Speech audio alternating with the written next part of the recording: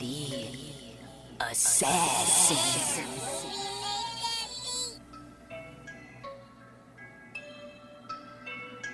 You know I break necks, call me Jack Tate. I have no regrets while your life is fading. I'm a crazy fuck equivalent to Satan. When I'm behind the mic, I feel like the greatest. You know I break necks, call me Jack Tate. I have no regrets while your life is fading. I'm a crazy fuck equivalent to Satan. When I'm behind the mic, I feel like the greatest. What up, y'all? You're listening to Sports Talk with Tropp, and I'm your host, Katie Tropp. Well, congratulations to the Los Angeles Rams. They are the Super Bowl 56 champions, and that was a well-deserved win. I mean, that was a great game, actually a perfect way for the season to end. This was such a fun season to watch. There was so much parity this year. You couldn't have predicted that this is how it was going to end up with the Rams versus the Bengals. Even with the Bengals making the playoffs, I'm sure only the diehard Cincinnati Bengals fans are the only ones who believe that they could even make it this far. And even when they made it this far, I'm sure not a lot of people thought they were going to win. But they put up a good fight till the very end, and that was just a great way to end the season.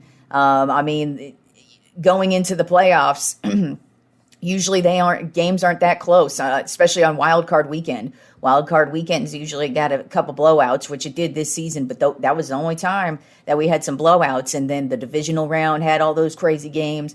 The championship games were crazy, and then the Super Bowl. It wasn't as crazy, but it was just a close game. It was a close battle. Both teams showed up. It was just the Cincinnati Bengals just made more mistakes than the Rams did. I mean, the Rams had no ground game at all yesterday. That was one of the most surprising things to see, is that a team like that had absolutely no rushing attack at all. And you knew every time that they were going to run the ball that you could basically get them behind the line.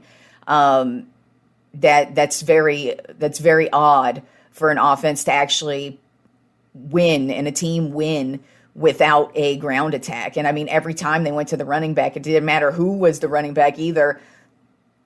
They just had no shot at anything. So that was very interesting to see. But other than that, that was the only weakness that the Rams had. Matthew Stafford, he had a good game other than the 2 interceptions. But those 2 interceptions, only one really ended up costing them some points. But they still got the win in the end. And he put it together on that last drive for sure. But the Bengals... They held it in there for the first half. It looked like they were going to make it a solid game. The defense really came out and really showed out, and the offense did what they needed to do. But once the second half rolled around, basically the Cincinnati Bengals' weakness, which was their offensive line, is what really cost them this game. I mean, Joe Burrow was sacked 6 times in the second half. And I know he's been able to overcome it every time that's happened this season, but he wasn't able to get it done on this one. And it's not Joe Burrow's fault. I mean, I think he had a good game. It's not his fault either that there were a couple drop passes as well. So, and they were crucial passes that were dropped as well. So, I think he had a good game. I think he played solid. But that offensive line, it was going to let them down at some point, and they met their match against the Los Angeles Rams defensive line. I mean, that front seven really had Joe Burrow's number, especially in the second half. The first half they weren't doing well, but the second half hit, and the Bengals came right out, got that interception on Stafford, and then they scored the touchdown, and it looked like, oh damn, the Bengals are going to run away with this. And yeah, the Bengals receiver, he definitely grabbed Jalen Ramsey's face mask and threw him to the ground. But I'm sorry, sometimes calls get missed, and we'll be talking about another penalty a little bit here. But yeah, it looked like the Bengals were just going to go on a tear. But the Rams just hung in there. Their defense just kept grinding. They just kept playing. They just kept knocking Joe Burrow down. They just kept making sure that the Bengals didn't get any first downs, and they made it really difficult for them. They didn't even let them get into field goal range for the most part. But on the second to last drive for the Bengals, I think it was a big deal when it was like 3rd and 8. Joe Burrow drops back to pass. I believe he throws the ball to T. Higgins for a slant right over the middle, and T. Higgins should have easily caught this ball, and he dropped it. And I think that was one of the key plays and key reasons why the Bengals lost, because that could have set them up for like a better fourth down, like a 4th and 1, 4th and 2 type situation, or even possibly got the first down, and that might have helped the Bengals get some life and maybe possibly score some more points to go up, or just hold the ball for a little bit longer. But it didn't work out. Rams get the ball back, and they go on a 15-play drive to take it all the way down the field. They get the ball with they take it past a 2-minute warning. There's like a minute 15 left, and I mean, this entire drive, man, Matt Stafford and Cooper Kupp, like I said, this ground game for the Rams could not get going. And you knew every time that they dropped back, it was going to have to be Matthew Stafford's going to drop back to pass. And him and Cooper Kupp just put it together on this last drive. And they just had a spectacular drive there on that last play. That last drive. And then they were able to, there was a penalty. And Cincinnati Bengals fans are pretty upset about it, but it was a penalty. Usually in the playoffs, the refs will let you play, but I'm sorry, it was a hold. There's no ifs, ands, or buts about it. And I know a lot of Cincinnati Bengals fans are upset about it today. And yeah, it is upsetting to an extent, but there were many other plays in the game that the Bengals could have won. And it was crucial, but it was still a penalty. And then there was no excuse for the 2 following penalties right after that. And after the penalties, the Rams were able to take advantage of that. Matthew Stafford throws a beautiful pass to Cooper Kupp in the end zone. And there's about a minute 15 left for the Bengals with 3 timeouts.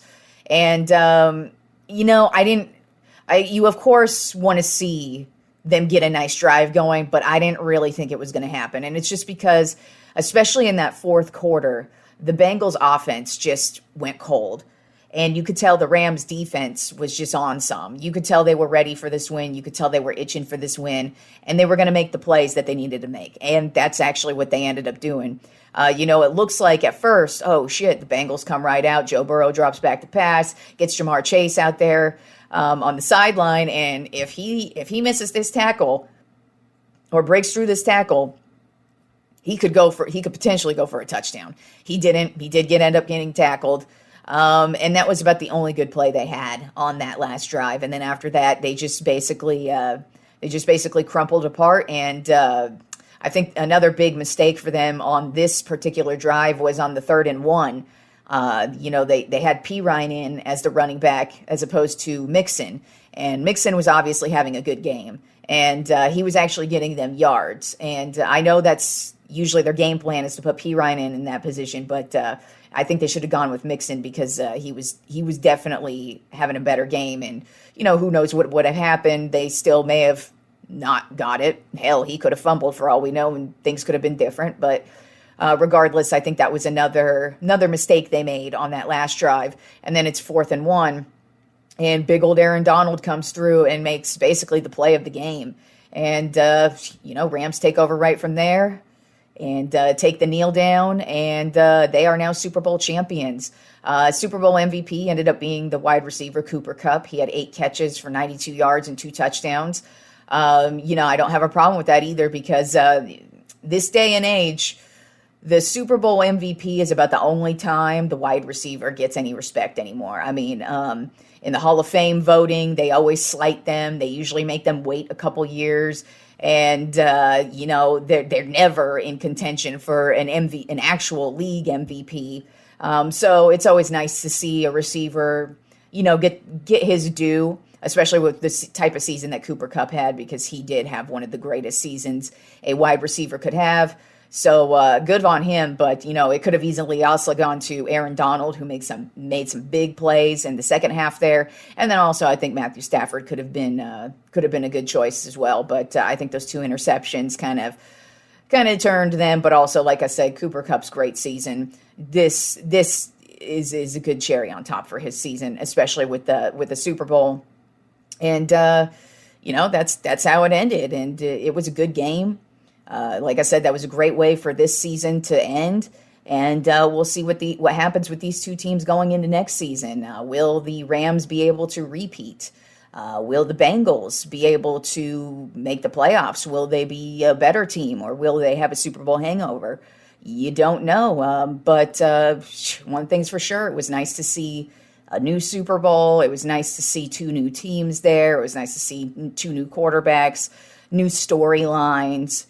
So overall, yeah, it was a great game and a great way to end the season. And really, congratulations to Matthew Stafford. You know, it's kind of funny how last year we had Tom Brady, come in, take over at quarterback for the Buccaneers, comes right in, wins them a Super Bowl, and Matthew Stafford basically did the exact same thing here with the Rams.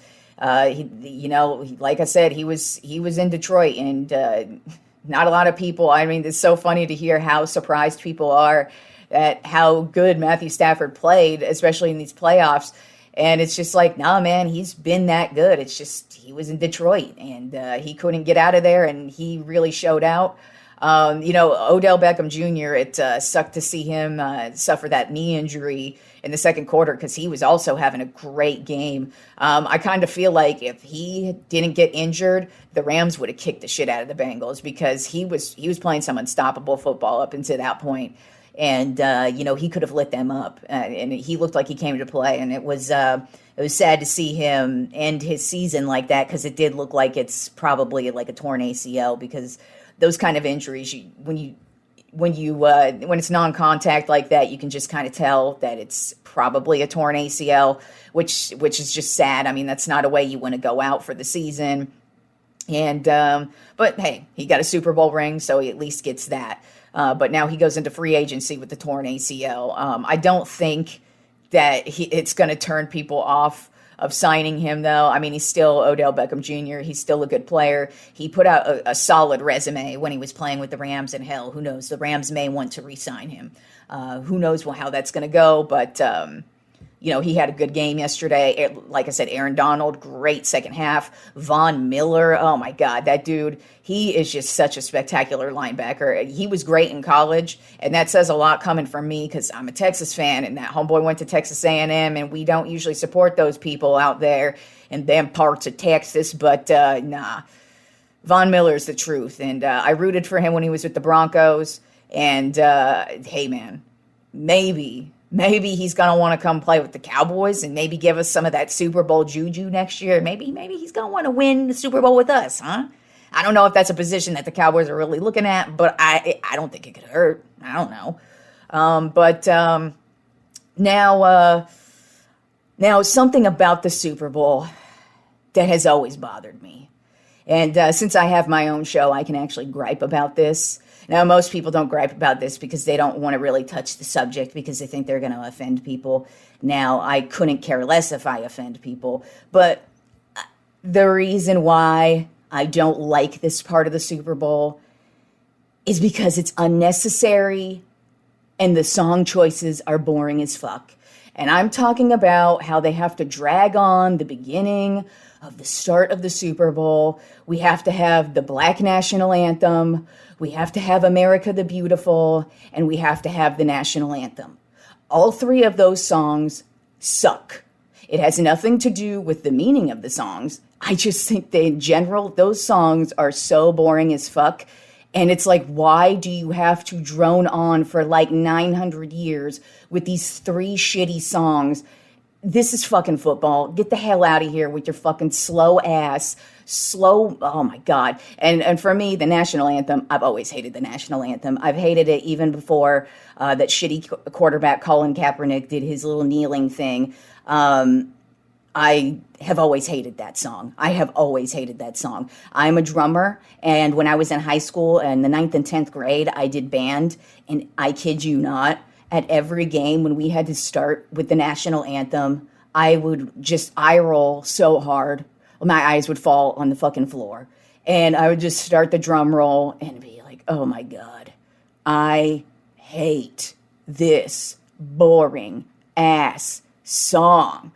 Ugh, Jesus. And like I said, That has nothing to do with the meaning behind any of them, the lyrics of them, any political standpoint. Believe me, I couldn't give two shits and a fuck about politics, especially on Super Bowl Sunday. It's just, I hate all three of those songs. They are just boring on face value, and I'd rather be deaf than listen to those fucking songs. But most importantly, they're not necessary at the Super Bowl. I know they like to do the whole pomp and circumstance about in the Super Bowl, and that's one of my least favorite things about it, because I'm here for the game.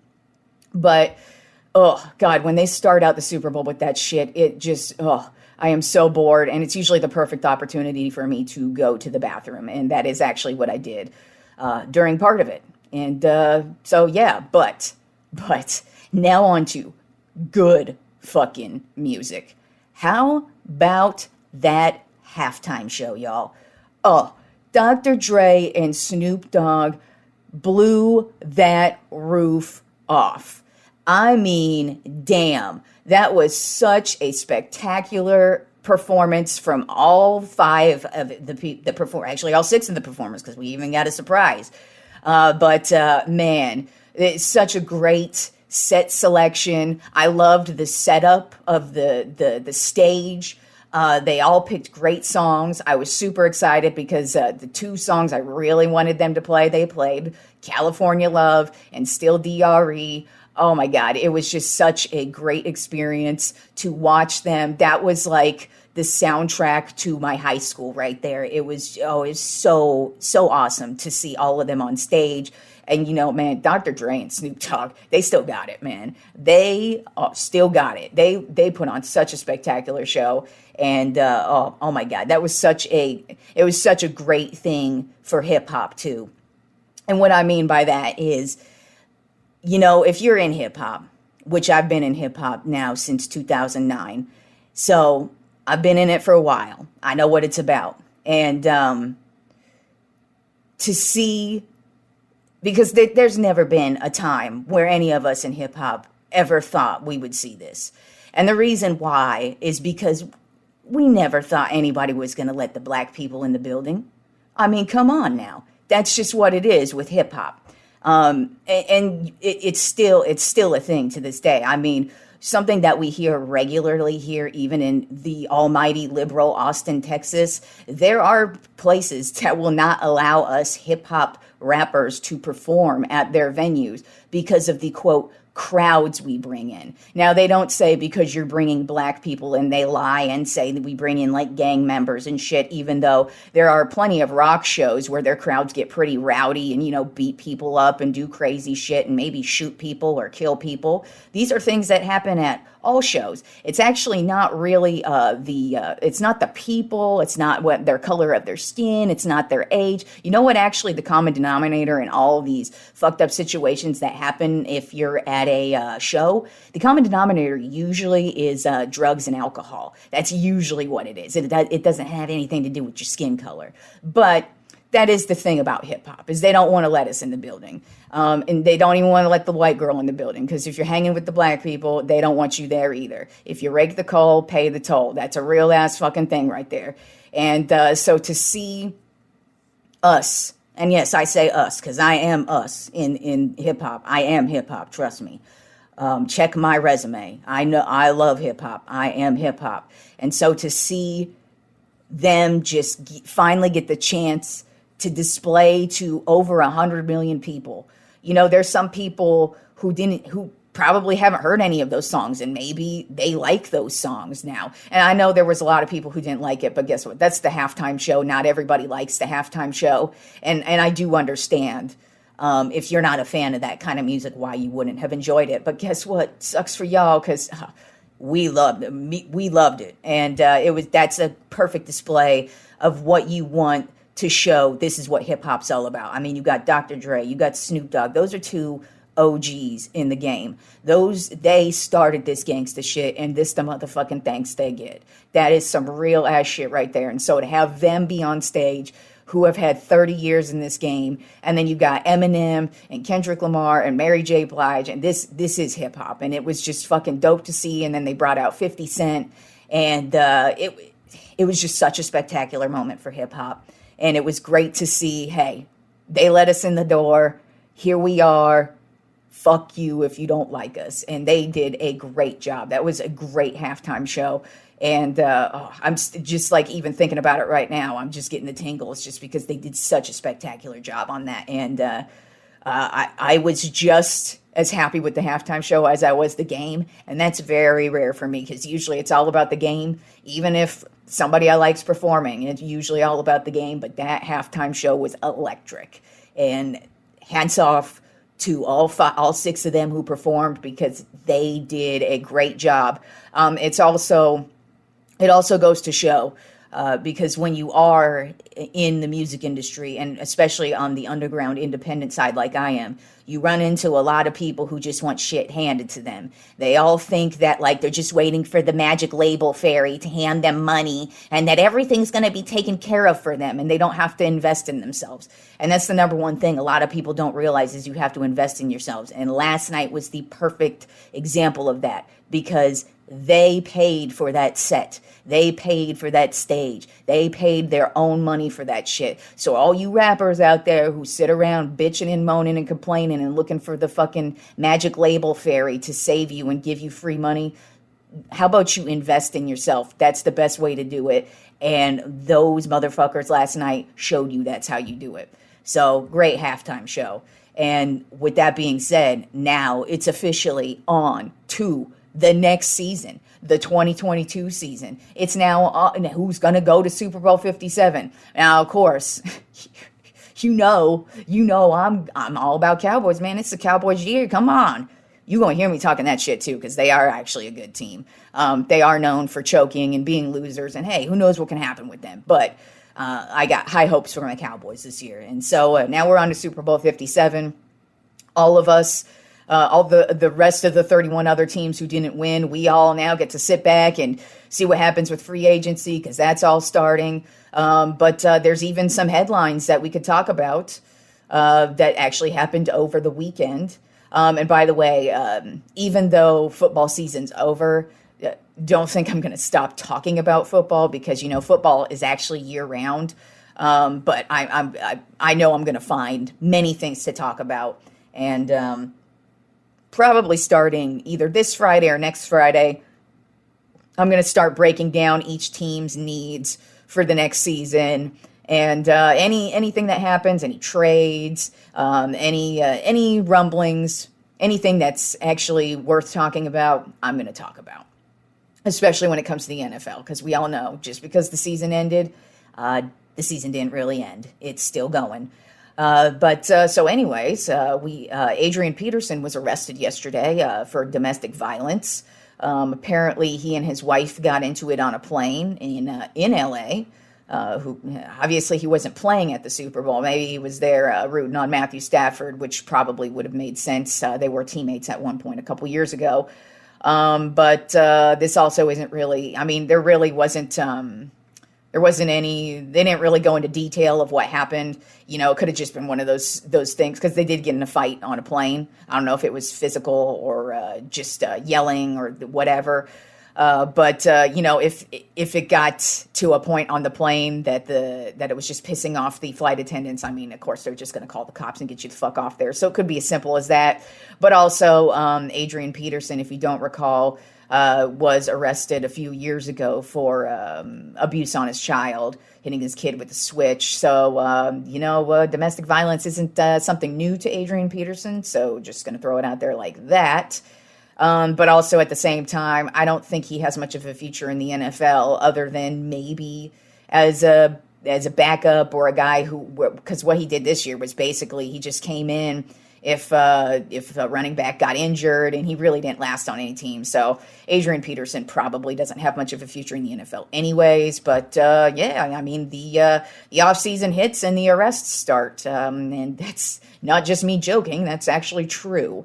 As we've already had two, him and Alvin Kamara, the running backs, now are the punching backs, apparently. And so, we got a ton of quarterback news, of course. Things are getting a little weird with Kyler Murray and the Arizona Cardinals. Now, I didn't really, care too much when this happened because the original, rumblings were, oh my God, Kyler Murray removed everything on his social media that has to do with the Cardinals. And honestly, when I hear that kind of shit, I'm like, who the fuck cares?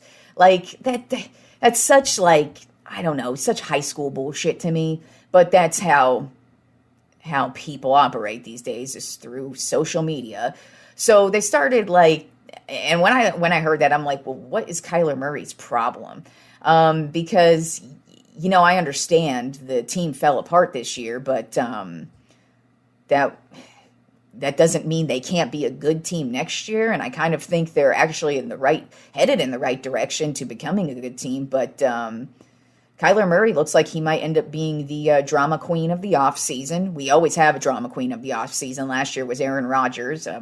Who knows if he'll continue that on into this season, but looks like Kyler Murray's starting us off.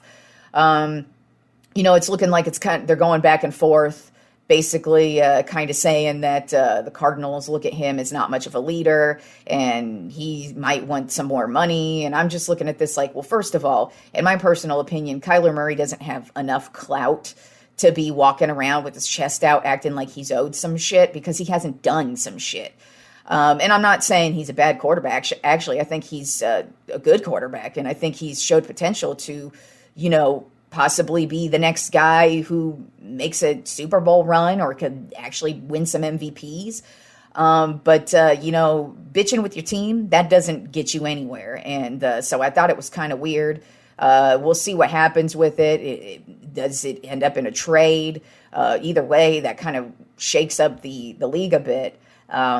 But I really don't think he has any clout to be bitching and complaining, because he was part of the reason why they collapsed, as was the injuries to the entire team, as is the coaching of Cliff Kingsbury. You know, I mean, there's many reasons why their season fell apart towards the second half of the season, but Kyler Murray didn't help, and he definitely doesn't have the clout to be walking around like he's Aaron Rodgers, because you know what? Aaron Rodgers actually does have the clout to be a dick to the Packers. He's won a Super Bowl. He's won 4 MVPs. He's proven his worth to the team, whereas Kyler Murray only has a couple seasons in the league. And you have to be a veteran who's actually won shit, in my opinion, to really be complaining, especially when you have such a setup as Kyler Murray has, because he's got a good team, too. I don't know if he's taking a look at... He's got the best wide receiver in the league in DeAndre Hopkins. They picked up Connor last year from the Steelers at their running back, and so I mean, I don't understand what his problem is. The offense is doing. They've got some firepower, and the defense looks pretty solid too. And while I question whether or not Cliff Kingsbury is actually going to be a solid NFL coach, I mean. They made the playoffs this year, so I think they can only go up from here. But when you have drama like this, that usually doesn't bode well for your upcoming season. So we'll see what happens with the drama there. Also, it looks like the Indianapolis Colts are going to be done with Carson Wentz at quarterback. That went just one season with them. I guess they weren't that impressed. I wasn't really either. I don't know what they're going to go after, though, so it should be interesting to see how this pans out. But that also throws another quarterback out there for somebody else to go after. But I don't know where Wentz is going to fit in, but it doesn't sound like he's going to fit in with the Indianapolis Colts, and I don't know what route they are going to go for quarterback. And I don't think there's a lot out there in the draft. So it's looking more like you're going to need to be trading in the trade market for somebody like a Russell Wilson, if that's a real legit thing that's going to happen. Or you're going to have to, I don't know what the Colts are going to do, but it's going to be interesting to see what happens with that scenario. But it looks like it's going to be happening here within the next couple of weeks, because he's got some type of bonus. And usually when that bonus comes up, they're either going to try and trade you or they're going to release you. And they're going to go either way, it sounds like. And so there's the Carson Wentz era in Indianapolis, one whole season. And then another quarterback news, it looks like the Las Vegas Raiders, they're all in on Derek Carr. which they should be. I don't know why you wouldn't be all in on Derek Carr, but looks like they're going to keep him and build a team around him. And then the Green Bay Packers reiterated once again that they want Aaron Rodgers to stay, and they are actually willing to pay him a lot of money to stay. So I kind of have a feeling the Aaron Rodgers drama is not going to last that long into the offseason. I think he's actually going to put his big boy pants on this year and hopefully have a good offseason with his team and maybe, just maybe, get himself another Super Bowl, because he wants one. All right, and then since Friday, I spent the entire day talking about Super Bowl because, there ain't nothing more important than the Super Bowl, especially on Super Bowl weekend. But we did have a big trade last week at the NBA trade deadline. The Philadelphia 76ers finally traded away Ben Simmons. They ended up trading him to the Brooklyn Nets. They traded him, Seth Curry, and Andre Drummond to the Nets. And James Harden has gone to the 76ers. I don't know if either of those trades are really going to work out for either team because both players are crybabies. And if things don't go their way, then they tend to play some me ball and they don't really give a shit about their team. I think with James Harden, it might be a better fit just because he has signed on for next season. So I don't see him playing half-ass, at least towards the end of this season. So it might work for them at the end of this season. Now, one thing about James Harden is he's known for his disappearing acts during the postseason.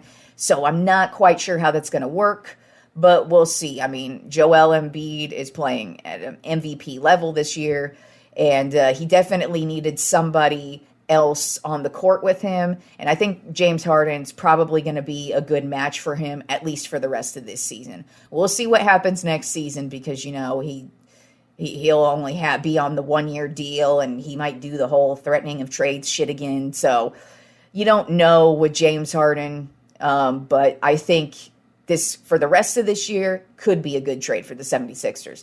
Now, the Nets, on the other hand, I don't know what they're getting with Ben Simmons, because Ben Simmons has a very odd game. He's not a very good shooter. And in this league, you kind of got to be a good shooter. You got to at least be a halfway decent shooter. And that's the thing on him, is he's not that good of a shooter. He's more of he's good with passing and transition, and he's good in the paint. So he might actually work out well with the Nets.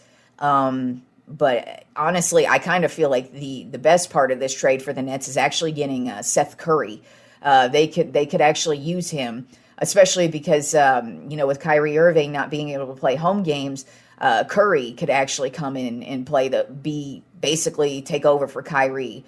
And Drummond's not a bad player either. He'll actually help them out in the paint as well. So it could be an okay move by the Nets. It doesn't make me think they're a championship caliber team. Whereas the 76ers, I already thought they were a championship caliber team. I think Harden only adds to it.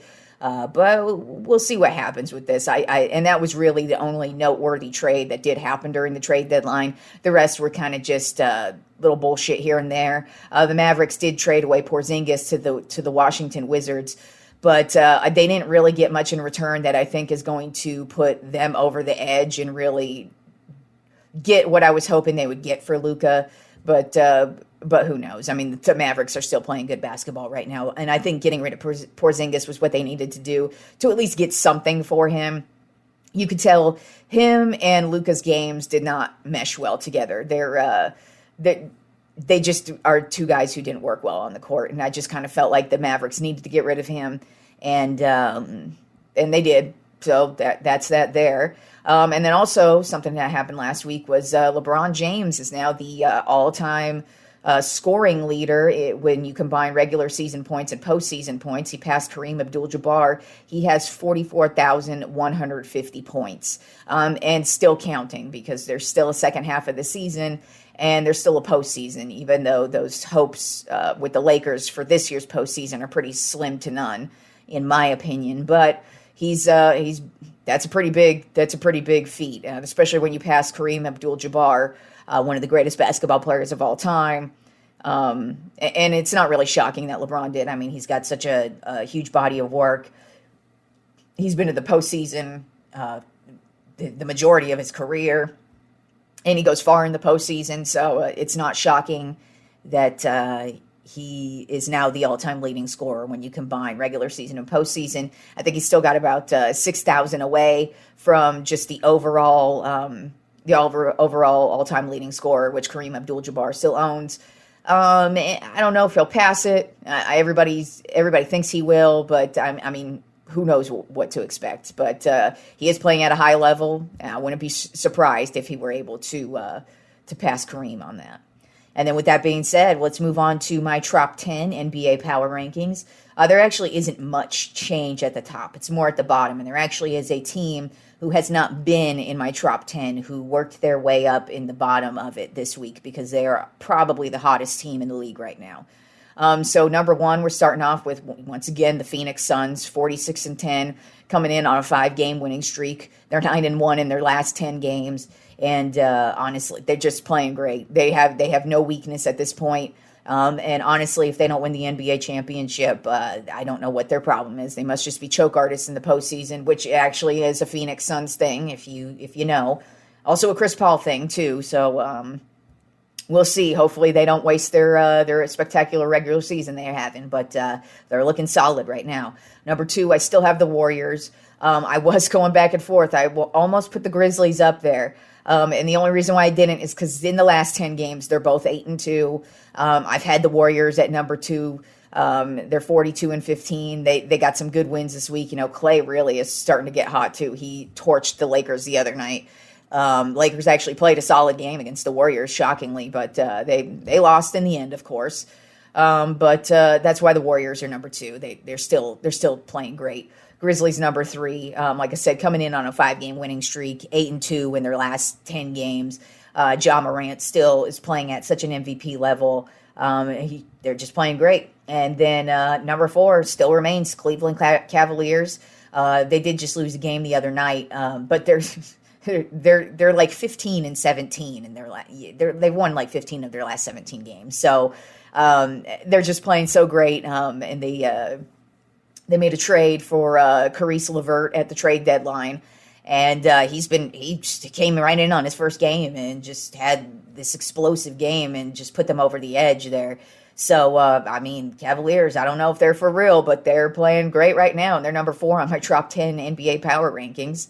Number 5, I have the Miami Heat, bumped them up a couple spots this week. They're 37-20. They're on a 5-game winning streak right now and 7-3 in their last 10 games. And they're just playing some really methodical basketball. I don't think a lot of people are paying attention to them, but they're playing some good basketball right now. So I've got them at number 5. Number 6 on my Tropp 10 NBA power rankings, I have the Philadelphia 76ers, basically at the same spot they've been. They're 34-22. They're on a 2-game winning streak right now. They're in 7-3 in their last 10 games. And you know, Joel Embiid still playing at a high level. So I mean, unless he gets injured, I think the Eastern Conference is probably going to roll through Philadelphia because he's a matchup that a lot of teams out in the Eastern Conference are going to have a problem with.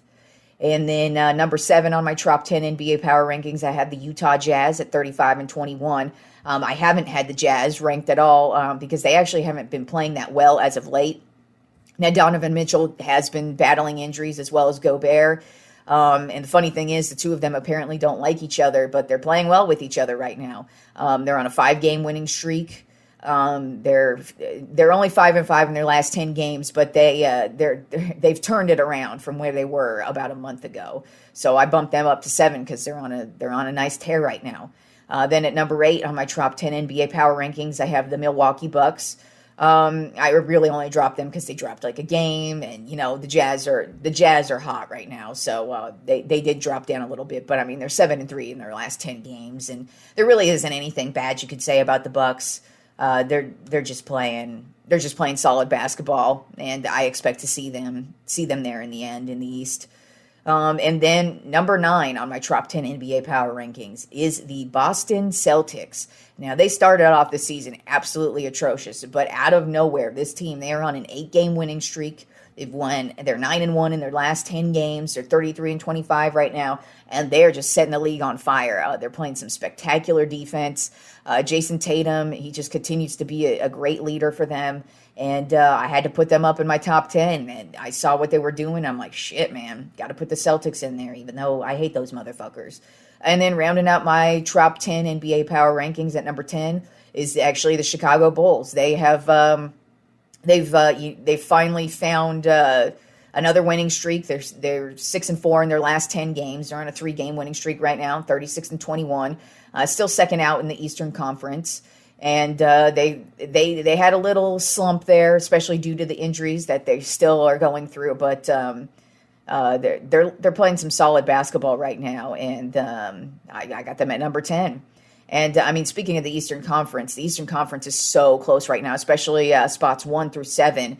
They are all within a half game or 1 game of each other. So it's going to be interesting just to see how this Eastern Conference plays out, because the Western Conference is pretty far apart.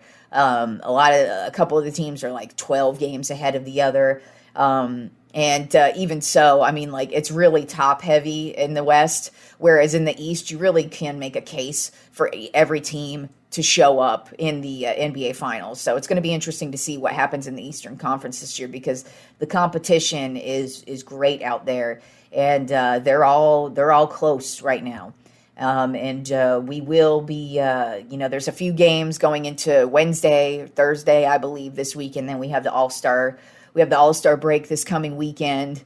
I never care. I don't care for All-Star games. I actually used to like the NBA All-Star game. I used to like the 3-point competition and the slam dunk competition and the All-Star game overall. It actually used to be competitive.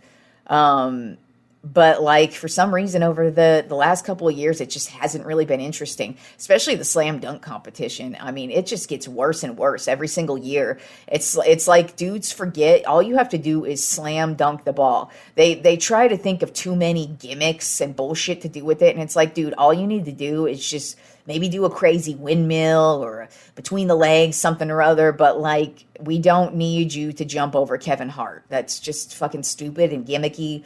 And it's one of the reasons why I don't really care to watch the All-Star game anymore. And then the All-Star game itself, the play on the court is gimmicky. I don't like this shit where they now have like team captains who pick players, and I just think it's all dumb. And so I won't be watching the NBA All-Star weekend. But there are some games going through Wednesday or Thursday this week. Until the All-Star break. And then in the NCAA basketball, top 10 teams, we actually had a shake up at the top. Auburn finally lost again this weekend. So that bumped Gonzaga up to the number 1 spot. They're 21-2. That bumped Auburn down to number 2. They're 23-2. They did bounce back after their loss. So Auburn, I don't think you need to worry about them. Arizona, though, you do need to worry about, because they are on a tear right now, and they're moving up these rankings, and they're up at number 3. They're 22-2. Kentucky is at number 4. They're 21-4. Purdue took a little bit of a tumble this week at 22-4. They're number 5. Kansas is number 6. They're 20-4. They bumped up a couple spots this week. Baylor, they got a couple big wins this week, so they are bumped up a couple spots at number 7. They're 21-4. Huge a couple out of nowhere teams bumped up this week. One being Providence up at number 8. They are 21-2. Duke fell a couple spots to number 9. They're 21-4. And then another shocker coming into the top 10 is Villanova. They bumped up 5 spots to number 10, and they're 19-6 right now. And my Longhorns are staying strong at 20. I thought they were gonna lose both games last week, but they actually ended up beating Kansas in a very good game. But then following it up with a complete ass kicking, getting their asses kicked by Baylor on Saturday. It wasn't even a game, but hey, they split both really good games. Really good teams, and so I was happy to see that. I really did not expect them to beat Kansas, because Kansas is a good team. Like I said, I like what I see from Texas this year, but I don't know. I don't know what they're going to do in the tournament. I hope they can shake some shit up, but that was definitely a big win against Kansas. Bad loss against Baylor. And then one final note. Since there isn't much baseball updates going on these days due to the lockout, we did find out something that they did agree upon that's going to be for starting next season is there's finally going to be a universal DH in both leagues. The designated hitter is going to be now in the NL. For many years, the National League has held back in having a DH. I'm a San Francisco Giants fan, so when we had Madison Bumgarner as one of our starting pitchers, it actually wasn't that bad having him come up to the pitching spot in the batting order. But other than him, the pitching position in the batting order is a waste of time. And so I'm absolutely happy with this change. And it showed it's totally worth it because in the shortened 2020 season, that was actually something they did where they made both leagues have a DH, and it absolutely was better. The competition was better, and it didn't feel like there was a wasted position in the batting order because, I mean, it really does slow the pace of the game when a pitcher comes up to hit and, I mean, he strikes out like immediately with just 3 pitches, or I mean, sometimes, yeah, the bunt, it's okay, but and it can help get some good field position. But other than that, a pitcher is just a wasted spot in the batting order, and I'm glad to see that we're going to have this change whenever we get some baseball. There still is no movement on this collective bargaining agreement, but I was happy to see that we are going to have a universal DH in both the American League and National League because it's definitely, I think, the best way to go for baseball. So, that's today's episode, and I'll talk to you guys on Friday, and I will leave you with this quote from Dr. Dre's The Next Episode.